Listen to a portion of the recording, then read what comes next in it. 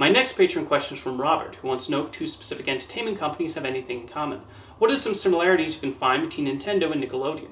They both seem to have a few similarities. Both are massive companies that are known for having a huge cast of lovable and memorable characters and a lot of franchises under their belt. They are big names around the world. Do you agree, and do you see the similarities?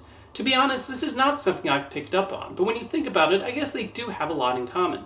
One interesting aspect of their histories is that the thing they would both become best known for happened several years into their existence. Nintendo was founded in 1889 and originally sold playing cards. That was its primary product for decades, even when it expanded to include toys. Nintendo entered the video game market in the late 70s, which quickly became their main priority. Incidentally, Nickelodeon would reach television screens at around the same time. In this initial decade, the channel was still trying to figure itself out. There were early hits like You Can't Do That on Television and Double Dare, and the aim was always to make the network aimed at children. The year that probably transformed Nickelodeon to the powerhouse it would eventually become was 1991, when they premiered the animated shows Doug, Rugrats, and Ren and Stimpy. Similarly, while Nintendo had successes like Donkey Kong, the start of the dominance to becoming the king of video games was in 1985, when they released the platforming game Super Mario Bros. That video game and those original Nicktoons would prove to be highly influential in their respective art forms. Nickelodeon helped pave the way for even more creator-driven animated shows, while Super Mario Bros. Would influence so many of the platformer and side-scrolling games that followed. The catalog of shows Nickelodeon would produce over the years would definitely stay with the children who grew up watching them as they continue to look back nostalgically at them. Later Nintendo games like The Legend of Zelda, Kirby, Donkey Kong Country, and Pokemon would also follow in the footsteps of Super Mario and provide hours of gameplay that excited children and anyone else who picked up an NES controller or Game Boy. They would truly come to symbolize childhood wonder and imagination.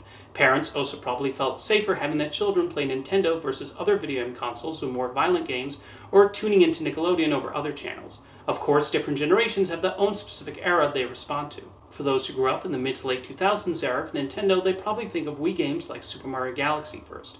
Similarly, there's a generation that associates Nickelodeon with Fairly OddParents, Avatar: The Last Airbender, and Ned's Declassified School Survival Guide. These two companies also have those characters they will continue to make new games and series with, and that have come to represent them. In Nintendo's case, it's of course Super Mario, and with Nickelodeon, it's SpongeBob SquarePants. Both of these characters have succeeded at appealing to a wide audience thanks to their positive and bubbly personalities and the colorful worlds full of strange creatures they live in. The characters who populate the worlds have become widely popular due to their distinct designs and personalities everyone remembers, and that's largely credit to the talented creators who came up with them and gave them so much life. Of course, these companies do have their differences too. While Nintendo has remained independent and has grown to become a billion-dollar corporation and one of the biggest entertainment companies in Japan, Nickelodeon has long been under corporate ownership. It was even owned by Warner Communications for several years, so there's an alternate universe where David Zaslav is currently messing around with Nickelodeon. Warner eventually sold Nick to Viacom, now known as Paramount Global, which has been its parent company ever since. So Nick does not have quite the same freedoms that Nintendo has and has to answer to his corporate overlords. Nickelodeon has also been more involved in making movies than Nintendo traditionally has. Nickelodeon would bring their popular television characters to the big screen with the Rugrats and SpongeBob movies, to name a few. They would also have some occasional success with original movies and book adaptations. Meanwhile, the failure of the live-action Super Mario Bros. Movie turned Nintendo off from making movies for several years, although Pokemon was a notable exception. It's only recently that they got back into it with the enormous success of the animated Super Mario movie and the announcement of a live-action Legend of Zelda movie in the works, but with a lot more control and involvement than in 1993. While the video game industry continues to prosper, cable channels are struggling as more viewers cut the cord and rely on streaming for their home entertainment. So that's something Nickelodeon will have to continue to navigate in the coming years. Not to mention their reputation taking a serious hit after more former child actors talked about their experiences at Nick, especially on the Dan Schneider-produced shows. Nintendo has certainly had its own share of controversies and missteps, but for the most part, their reputation is still largely positive.